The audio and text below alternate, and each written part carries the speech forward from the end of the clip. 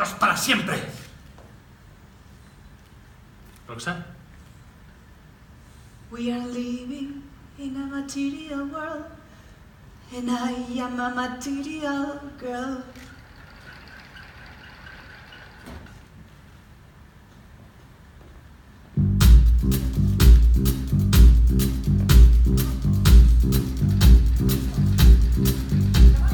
Love sin piel se condensa alrededor.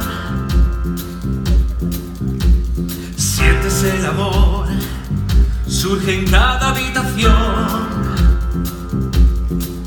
Y quizás sea un poco inocente o me guíe mi buena intuición, pero ¿quién no podría creerme si tus ojos reflejan amor?